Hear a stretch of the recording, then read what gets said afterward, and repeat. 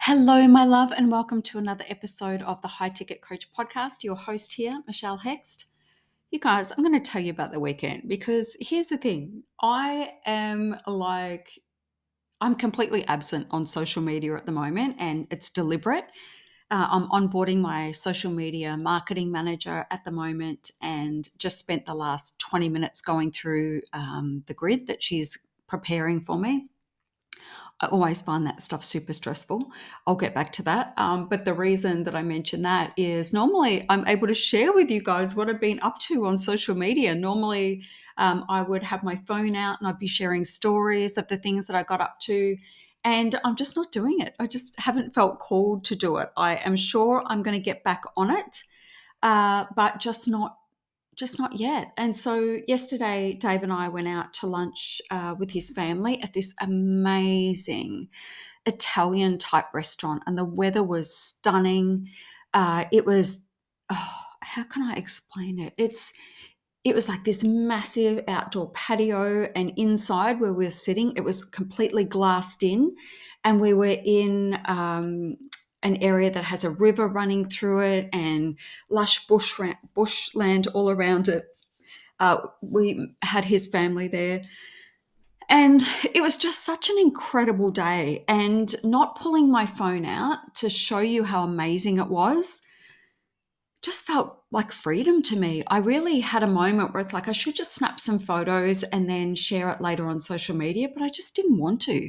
And the more I lean into taking on team members and having them do that sort of work for me, the more I'm enjoying it and realizing how much of a slave I have been to my phone. And so this podcast is my outlet. I get to share that stuff with you. Um, yeah, I had an amazing week last week. I took my daughter to the Friends experience. So, the show Friends at Docklands here in Melbourne. They have a display. So you get to go into all of the different sets, like the Central Perk and the different apartments. And yeah, it was really cool. So I took my daughter to that Thursday afternoon. And then we had dinner, which was amazing. And then Friday, I went to a speaker event. I'm going to get to that soon. That's prompted the topic of today's podcast. And that was a whole day thing on Friday. And then Saturday, I, did my usual thing, food prep, shopping, gym, blah, blah, blah. And then yesterday, we were out all day. And I am so proud of myself because it was a big week for me being an introvert. And I love like staying home and doing my own thing. And I was out of the house a lot and I dressed up a lot. I did my hair and my makeup and I was out and about. And normally I would have started canceling shit halfway through the week, like, no, that's just too much. I'm not doing it. But I went to everything that I said I was going to go to, and very proud of myself. So yeah, obviously I'm not going to bail on things that are, to do with my friends or important things that I've made commitments to, but anything else, like, I'm out of there. But I didn't. I just stayed the course. I'm so proud of myself. All right. So today I want to talk about the importance of owning it. And when I'm talking about owning it, I'm talking about your level of confidence as a coach, as an entrepreneur, as a person that is going out into the world and committed to having an influence on the world around them. I went to a speaker event. I'm not going to name names, but I went to a speaker event on Friday, and I have had this niggling little itch for most of this year about doing speaking events again. And every time I go to pull the trigger on it, it's like, you know what? You've got a good life here. You don't need to put yourself through that. You don't need to be making arrangements to organize venues and sell tickets and blah, blah, blah, blah, blah. But, it was a free event. So that's one of the things that I would have bailed on. Typically, it's like, nah, screw it. I'm just going to stay home and get some stuff done instead. But I deliberately placed myself in that room because I knew one of two things would happen. I knew I'd get there, and I was actually prepared to buy something. So I was prepared to go and buy the product that I knew would be on sale that day. So I was prepared to do that if it was really good, and it blew me away. or I would feel, super inspired to get back on stage. And I got to this event. The other thing that I wanted to do was just check the model they were using. And it's the exact same model that I have been running with. There was a company years ago that I worked with called We Fill Events. They're now no longer, but this company has basically just borrowed their system. It's the exact same system that I was using. And so it was great to go back and see, oh, this is exactly what I did. Because in my mind, it's like, this is how I would do it if I was doing it again. I wonder if things had changed. And this guy's supposed to be the number one event seller in Australia. The woman that spoke was supposed to have been the number one speaker in the world in 2022. I'll get to that in a minute. And so these people are fully owning it and really, owning that status. And they got there and they did their thing and people bought, right? They sold a lot of stuff. And the takeaway for me was you can be really fucking shit at this stuff and you can still make a lot of money, because even if you're not great at stuff, because they were not great, and the venue was horrendous, it was grubby, it was like everything went wrong. Even if you're not great at it, you're still going to impress people who don't know what you know, right? And this is not me saying you should go out there and, create a shitty experience for people or not care about attention to detail. That's not what I'm saying. All I'm saying is we get in our heads about perfectionism and wanting things to be perfect and doing them a certain way. And, I know a lot of you get in your head about, I'm not good enough, I'm not ready enough, I haven't got the results, I haven't got this, I haven't got that. And you're looking for all of the reasons that you can't do things or you shouldn't do things or you're not ready to do things. And honestly, this event was just a fucking shining example of you don't have to be great and people will still like you and still believe in what you do and will still buy your stuff, essentially. Now, I'm not saying that they bought this stuff and now these people are going to do a terrible job. I'm not saying that. I don't believe that. I believe this is the level of their product. And that was kind of it. But the criticisms I had of it were, the venue was like, it looked pretty, but nothing functioned. Like you couldn't get a cup of coffee. They told you to be there at 8:15. They didn't open the doors till 9:00. You had to register apparently at 8:15.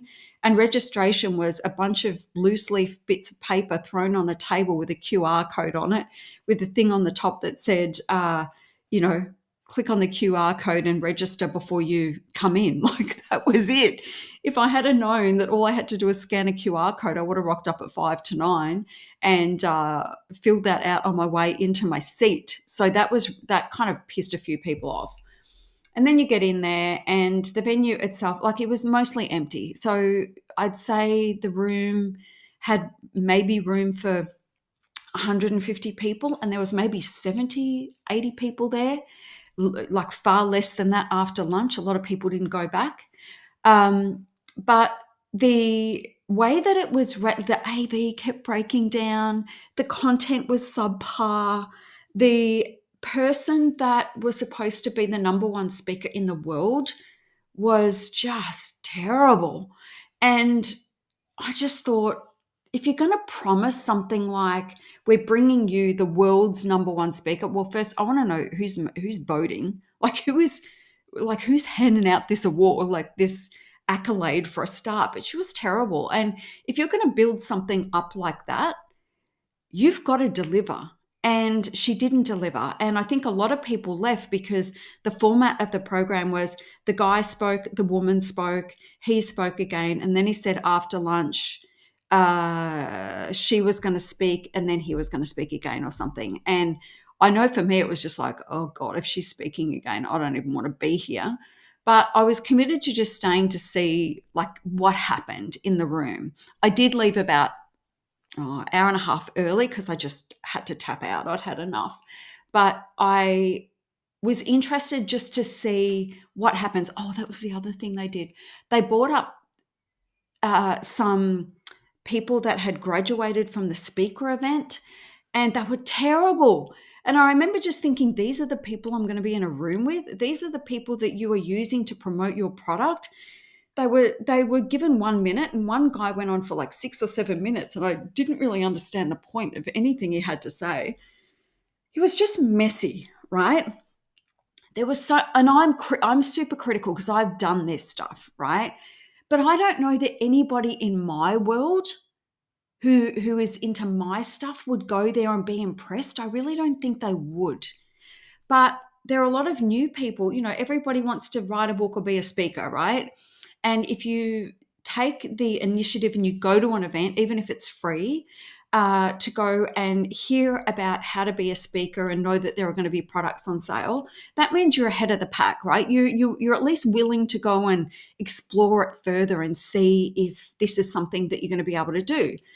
And so they went there with that intention, and the product that was offered to them seemed like a good fit for them. So a lot of people said yes, and a lot of people signed up. The other problem I had is they sold four different things, and it was confusing. The fact that the room was half empty and he was telling us, he's going to show us how to fill a room with people. And I looked around, I'm like, the room's not full, mate. It's like 2/3 empty. So yeah, there was a lot of weird stuff that happened, just a lot of stuff that was just not great. And people still bought, and they were really happy with their purchase, and they're going to go and do whatever it is that they get to go and do, whatever they signed up for, and they're going to be really happy.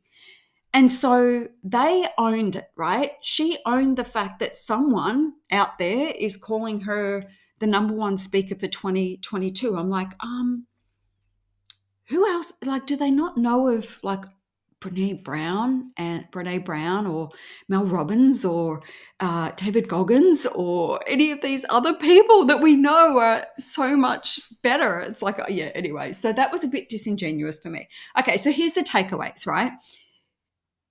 They weren't great, but they got up there and they fully owned it, and their vibe was kind of weird, but people bought, right? So if you're sitting there telling yourself it's not the right time, it's I'm not ready enough, blah blah blah blah blah, there are that old saying is true. There are people out there who are nowhere near as qualified as you, who are going out there and doing these things and getting a result because they got out of their own way. They're not questioning themselves. They're not, telling themselves that they're not good enough. All of those things. They're not doing any of that stuff. They're just going, you know what? Fuck it. I'm going to go for it. And I'm just going to own it. This is where I'm at. This is what I've got. This is what I'm, and it can be bad and you can still get a result. And it also made me see, as I was sitting there, running a critique through my mind, it's like, oh no, I wouldn't do it like that. I would do it like this. And it just reinforced how much of what I was doing before was right.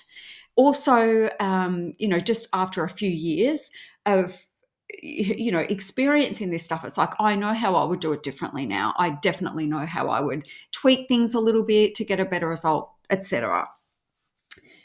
But it also made me realize, what are you waiting for? Like, what the fuck are you waiting for?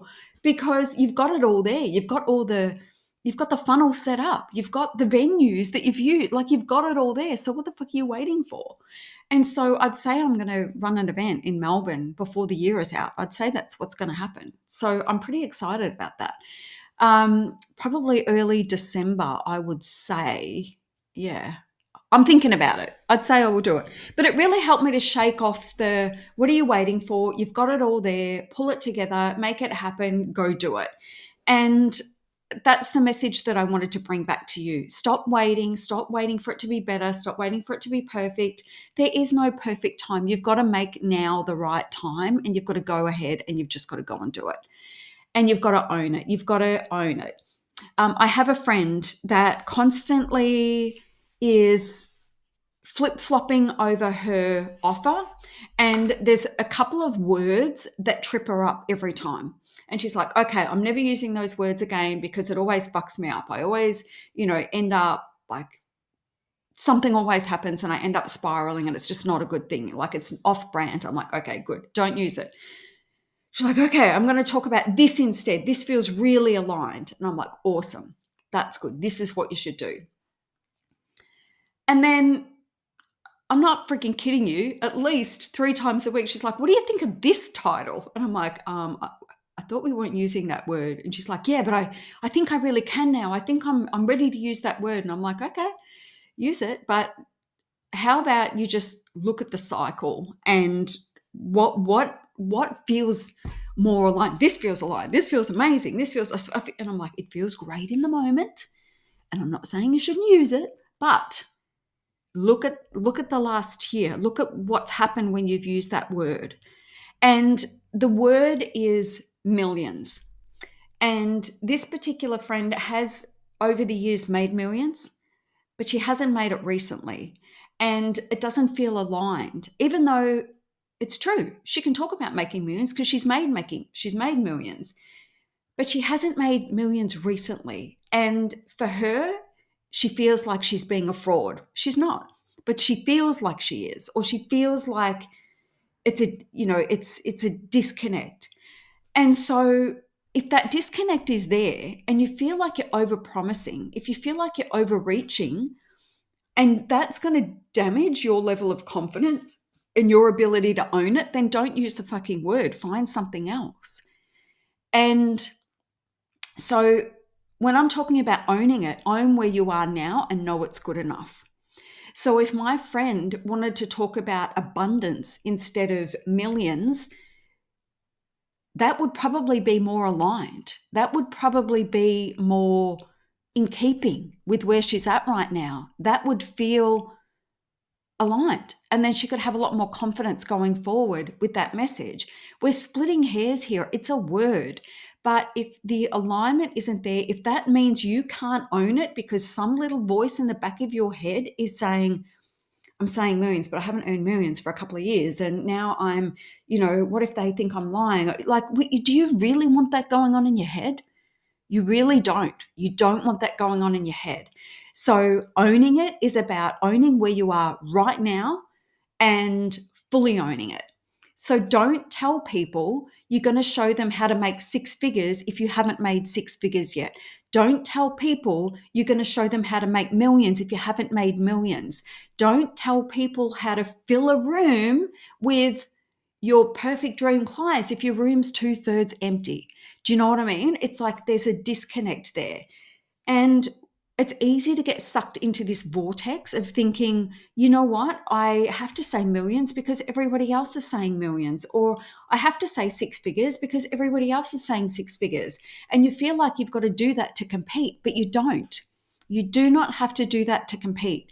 All you need to do is know that you go forward with the message that feels so strong within you right now, because it feels aligned, you have some success with it. And when you talk about it, the energy is behind it. You have all the confidence behind it because you know it's true. And so fully own where you're at and build your message around that. Build your offers around that. Build everything around where you're at right now, knowing that when you do that, you're going to attract the right people. You're not going to feel out of your depth. You're not going to feel like you're overreaching. And then you will escalate. Things will start to escalate quickly. And you will end up moving forward very quickly. And before you know it, you'll be able to say six figures or millions or whatever the word is for you. But right now, maybe you can't. And that's okay. Be okay with that. The world needs more online entrepreneurs and coaches to be honest. That's what we're looking for. We're looking for honesty and integrity, because when we're found, the internet is looking for us not to be in integrity. The internet is looking for us to be lying or to be creating smoke and mirrors or whatever it is. And if you know that they can find it, you're not going to have confidence. And I'm not saying you're not being honest. And I'm not saying any of those things. All I'm saying is your number one priority is to feel 100% confident, to feel bulletproof in everything that you do, everything that you say, to be able to stand behind it, to know that if somebody argued with you, if somebody said, you are full of shit, you have not done this, you can say, want to bet? Here's the proof. If you can do that, you're going to be able to go forward feeling so, so, so confident. And confident is money. Confidence is money in the bank. So change what you've got to change, do what you've got to do, reset, come back from a place of absolute confidence, and Bob's your uncle. You'll be flying. All right, before I go, a couple of things. I am changing the structure of my mastermind. You now have to apply rather than just buy, because I want a little bit more quality control. I want to make the process a little bit more lengthy. I'm shifting my focus about who I take into the mastermind now. I'm not taking any more life coaches inside that program, that you have to be a business type coach, somebody that helps somebody make more money. That's quite subjective, right? You could be a mindset coach who works with online entrepreneurs. That's fine. Because you know that by helping them with their mindset, you are going to help them make more money, right? So that's not a problem. But if you're a pure life coach, yeah, you're probably not going to be a good fit. I am going to have another program coming up soon enough that will be a better fit for you. But for now, She Mastermind is not available to life coaches anymore. And it just means that, I just love working with business coaches. So that's what's happening. You now need to apply. So if you've been wondering, am I the right fit? Is this a good fit for me or not? Just apply and let's have a conversation about it. I will let you know in the questionnaire whether I think you're a good fit or not. If I don't think you are, or if I do think you are, I'm probably going to want to jump on a quick call with you. I have my sales team jump on a quick call with you just to, verify a few things, and then we can go from there. The other thing that I've got coming up for you is my 2024 Success Planning Bootcamp. And that is, I'm playing around. I don't know whether I'm going to do it for free or I'm going to charge. I'm still playing around with it. My mind goes to, I'm either free or very fucking expensive, and there's nothing in between. I kind of like that model. So that's potentially what will happen. But I'm not 100% across the line yet, but I'm still building the sales page. It'll be ready by the end of this week, so you'll know then.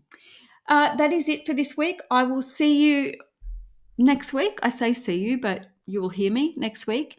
Let me know your thoughts on this episode. Drop into my DMs on Insta and let me know, and I will chat with you next week. Bye for now.